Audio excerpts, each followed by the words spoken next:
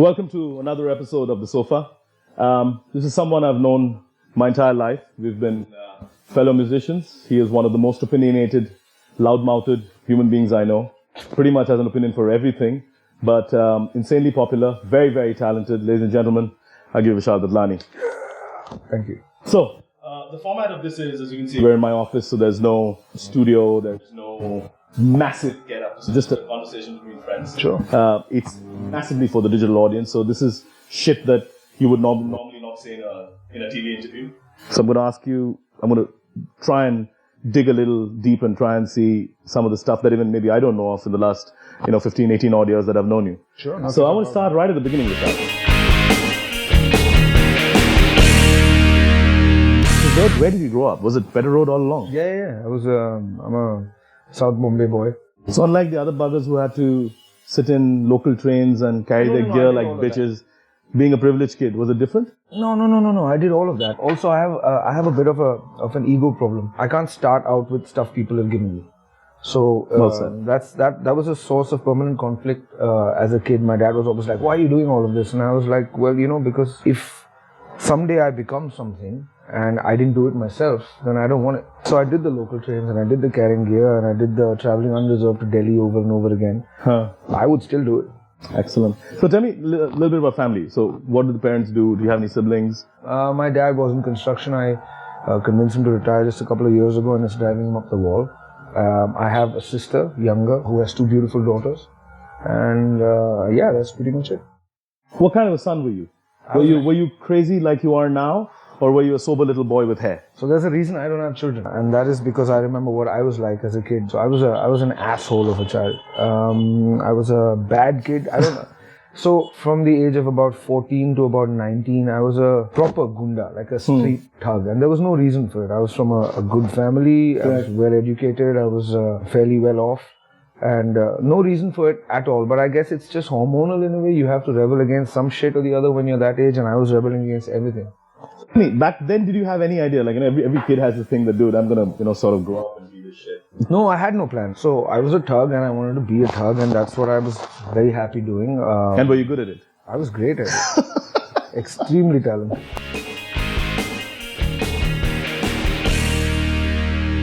I got into music in the most bizarre way possible. So there was this one large fight that we got into, right? Me and my crew. And so this scar is from that fight. And if that hadn't happened, I might never have been a musician because I had to leave Bombay for a while.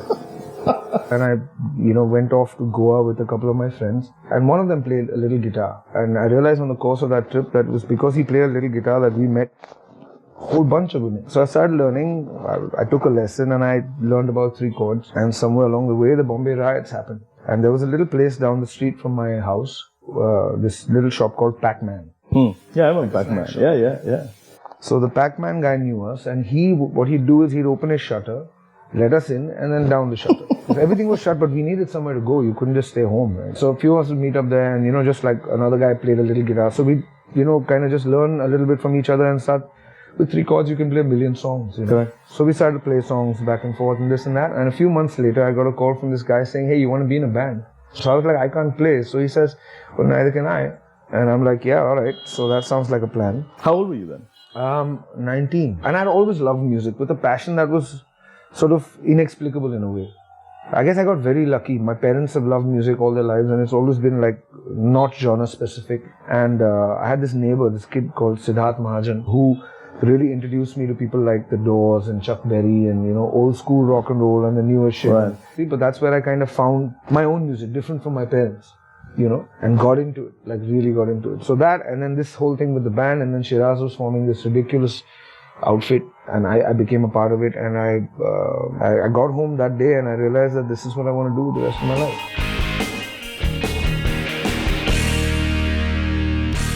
So if I just want to dive back a little bit, what were you like in school and college, apart from being a thug? No, so I wasn't a thug in school at all. You were a good kid? I was a really good kid. Like you were a good student and shit? Good student, like A student. My teachers loved me. Which school did you go to? I was in a school on Pedder Road called Hillgreen. And where did you go to college? I went to many colleges. Because when I finished school, I decided I wanted to be a science student and I went to Jai Hind. And the first thing that happened to me at Jai Hind was I got ragged. Well, they attempted to rag me and I got into a bit of a fight. And then I decided at the end of those 2 years that I didn't want to be a science student anymore. So I shifted from science to commerce because it's easy. And I moved to HR.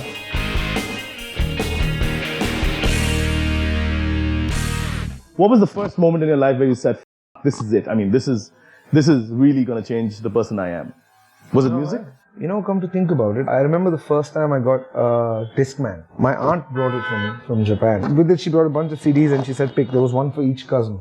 And I randomly picked this guy with long hair who was sitting like that with the ring on his fingers. It was Bob Marley's Legend. Right.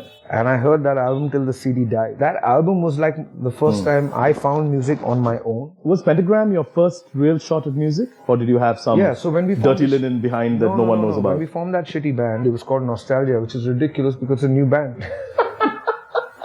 But yeah, so clearly someone was not thinking. But anyway, so Shiraz was the drummer in that band and Shekhar was the keyboard player. One of the days that we were going to, and we rehearsed for a month for a gig that was 40 minutes long. Shiraz says to me, he says, look man, you can really sing and I can really play. Should we start a real band? Exact words. So I was like, yeah, okay, let's do it. So then we found, Floyd. Of course. So we asked Floyd to find us some people and he found us Clyde. We found a bunch of other guys. There was this guy called Ajay Daptardar. There was Samir. So tell me, early days of Pentagram, the Seychelles contest and all of that. You're talking, the Seychelles is 96. By 96, we had hit it. So technically, when was Pentagram formed? Which year was Pentagram 94, formed? on the 31st of December 1994. 31st of December 93. So 1st of January 94. Basically, is when we were more or less formed. So tell me, I mean, I still remember MTV and Seychelles and you buggers hanging around the pool and giving some really, like, we're the new boys on the scene kind of thing. What was that like? I mean, did that change everything for you? To start a band in 94 and to have a record deal by 96 in India is next to impossible. Correct. But we had one and the album was coming out and we were asked to do a trip to the Seychelles. Correct. To play a concert. So we were like, this is mad. 96 was the first album. 96. How did that happen? Where did you record that? Did you have a deal before or did you just go and record and went and sell? We were playing a show after winning all the IITs. We were playing this. We got asked to do one of our first sort of pro gigs at this place called Bhavan's College. Yeah, so of course. We were playing there and this guy comes up to us. Trevor Pinto was his name. I don't know if you know him, but Trevor Pinto was with Plus Music. Plus, yeah, of course. He spoke like that, and he goes, hey, you guys want a bloody record deal? So we were like, yeah. Literally, I was on stage and he was off stage and he asked. And I was like, yeah, okay. So he gave me his card and then we met the next day. And that was it. So tell me, early days of Pentagram was what? I mean, we had fun. Yeah? Yeah. We played some strange shows. We played some killer shows. I mean, it was all good. When you've been competing at the IITs and then the next year you're the professional band at all of them. It was a pretty trippy time in that way. And the album came out and did really well. We sold 23,000 copies. That was the figure I was given by the label. Which is ridiculous. Which is ridiculous, yeah. But the beautiful thing is, at every turn, every time we were convinced that we were rock stars, right? There was something that was a reality check. Just as the album came out and we got these figures from the record label and we were like, oh shit, yes, this is what we've always wanted. And we got invited to play a show in Goa. This is a band that's been traveling by bus and train and so on. Correct, yeah. Hovercraft tickets, it's a big deal.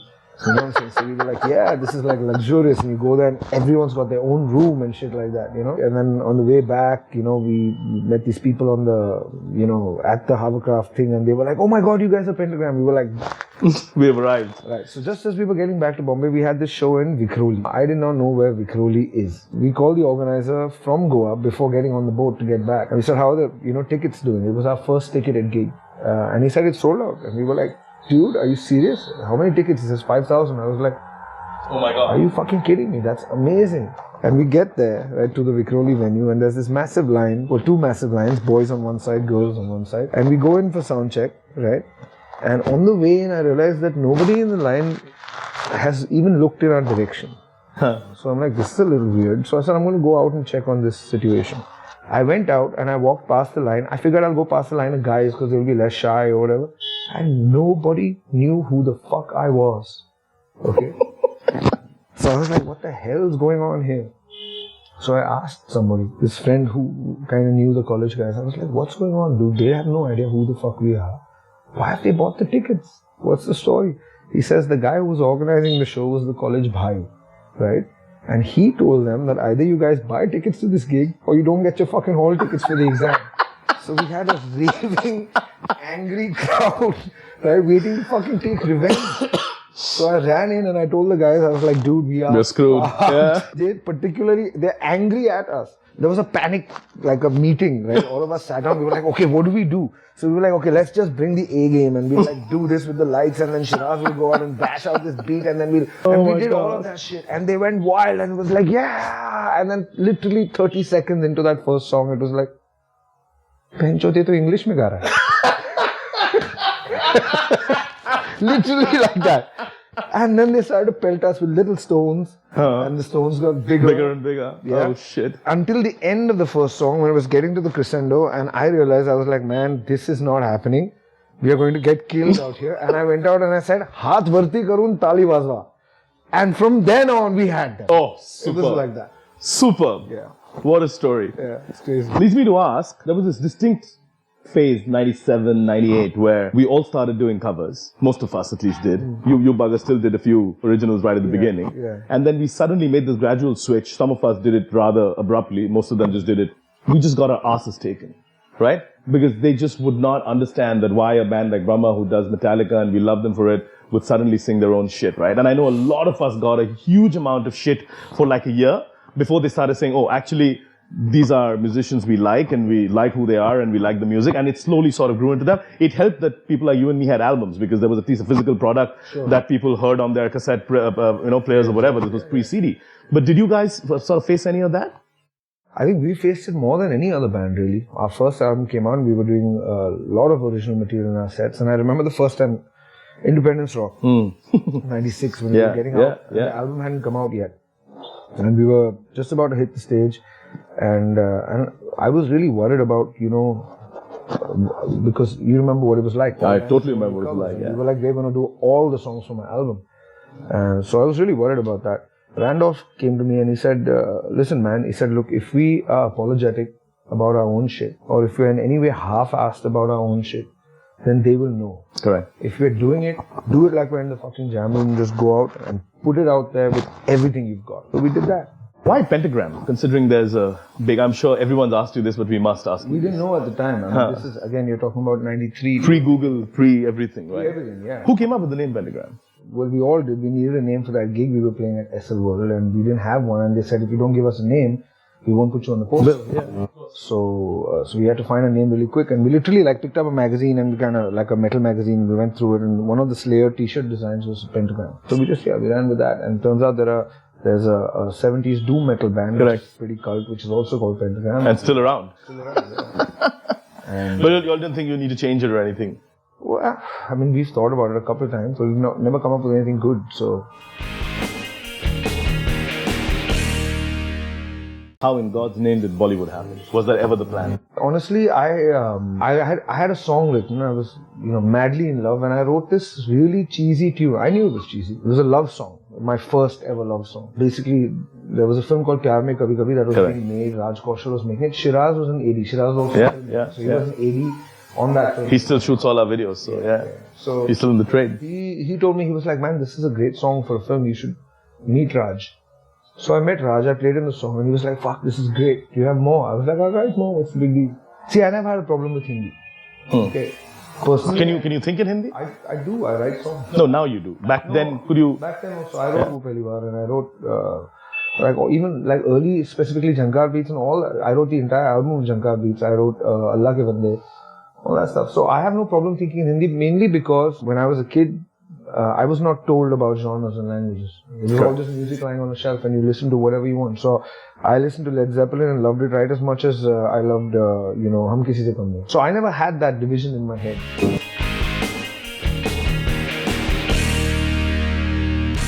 Bollywood and Bloodywood, right? In my head, that's the smartest goddamn sort of completely diametrically opposite worlds that live in, right? Bloodywood and Bollywood. Yet similar. How do you manage the balance? I don't think it's different at all. Is it not different at all? No, I'll tell you what the deal is. So I'm me. Sure. Okay. In the Bollywood context, there is the natural filters that Bollywood puts on you, which is one, there's a script and a story. Correct. Two, there's the vision or taste of the director. Three, there's a certain, commerciality to it that you can't deny. It has to go out to a billion people.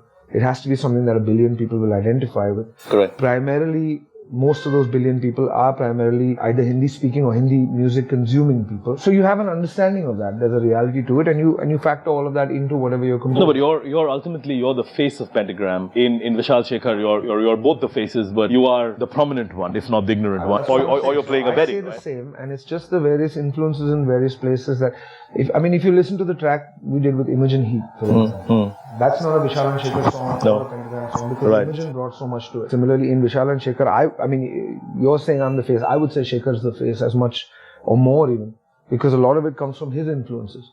And in Pentagram, for me, Randolph, Shiraz and Papal are the guiding light of Pentagram. Correct. I just mold myself to being in that space in that time. Well said. That I think that's the secret formula, the ability to sort of morph with. You know who said that to me first?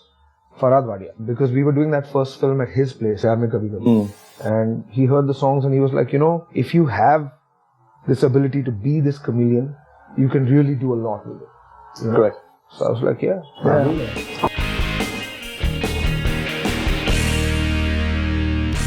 We opened with saying that you're the most unabashed.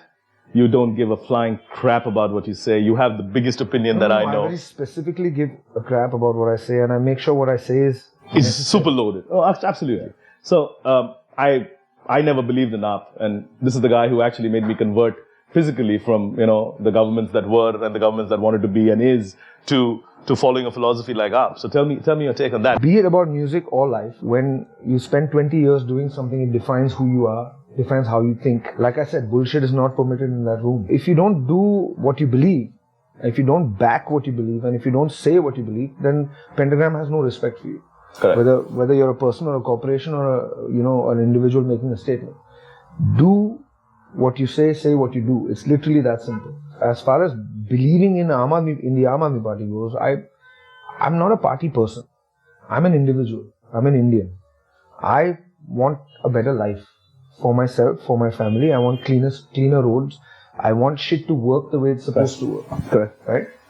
And it's a fucking shame. It's a real shame because we have the potential to be so much more. We have literally limitless natural resource, even in terms of people. And none of it is being used correctly. Everybody subscribes to a mechanism that is corrupt, and it's unnecessary. Why would you do that? India should be for every single Indian. Correct. Every single Indian needs to be equal in India in terms of both opportunity, safety, and in terms of just, how the government sees you and works with you. And it's unacceptable to me that any particular class is victimized more than any other class, and be it class or religion or whatever, all this division bollocks needs to disappear. So you're a social media monster, right? You use social media for every single issue that you care about, and you're extremely vocal. I know because I usually share or 5 posts a day, and that's about Vishal Dadlani, the dude, the guy. Do you ever think that music needs to be is ever going to be a part of that voice of sort of change or whatever you call it? I hope so. Music has always been part of. Are you going the stuff that you're writing now, for example, album 5? We always have stuff in there. We always have stuff that says shit, like songs like Tomorrow's Decided. Yeah. The song is about a revolution of the mind, which is something we really need. The Aam Aadmi Party has taught me a lot. Okay, but even before the Aam Aadmi Party, when I wrote Tomorrow's Decided, I'm against all forms of violence, in spite of my history. Let me just clarify. I believe you. One grows up. I'm against all forms of violence except in the defense of the weak. I think that's really important. But I'm completely for a revolution.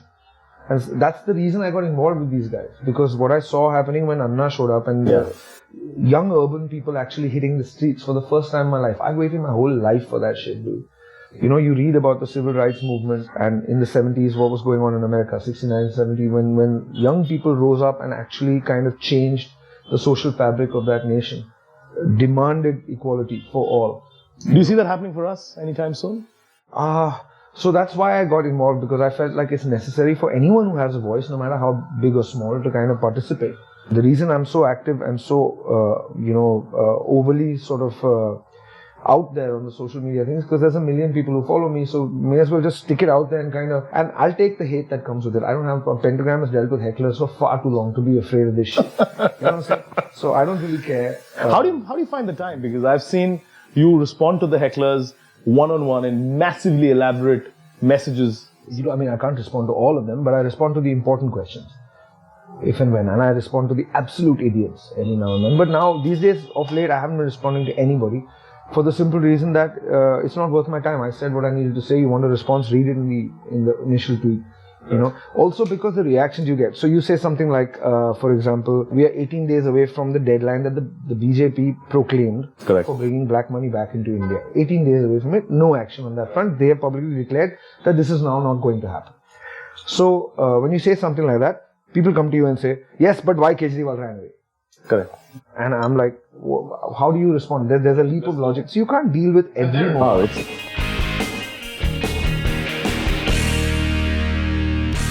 What a fun chat this has been. Just a couple of last ones. Who are you going to be 5 years, 10 years, 15 years from now? Well, I mean, since you're growing up you have a 5-year plan and every year you seem to be growing up. No, I don't have any plans, dude. 20 years ago, if you had asked me the question, I would have said I'll be me. And, bizarrely, I'm exactly that guy. So I know that. I can vouch for that. Yeah. But 15 years from now, what would you be? Professionally, what would you be? I have no idea. I mean, we're doing a lot of fun things right now. Shekhar and I have been exploring writing songs for artists abroad. We've been talking to a bunch of people who, not just writing, producing as well. So all of that is going on. I'm doing a really interesting thing with food. I love food. Food? Yeah. I own small parts of a few restaurants in the city, and I'm enjoying that experience. So I want to take that and kind of, take it global as well. I believe there's stuff that we have here that people don't have across the world, and I would like to kind of explore that as well from a business perspective. I have no idea where I'll be, but I know one thing: wherever I go, whatever I do, I'll be the same guy doing it. That is incredible. Vishal Dadlani, musician, the friend, the brother, the activist, the loudmouthed, opinionated. Sometimes I'm not fucking opinionated. You are opinionated, and a businessman to top it all off. That's incredible. Yeah. Thank you for joining us on the sofa, Vishal. It's been an absolute pleasure. It was really, really fun talking to you, and we'll see you back on the sofa really soon. Yes, sir. Thank you, bro. All right, man. Thank you. See ya. Full Thanks. All right.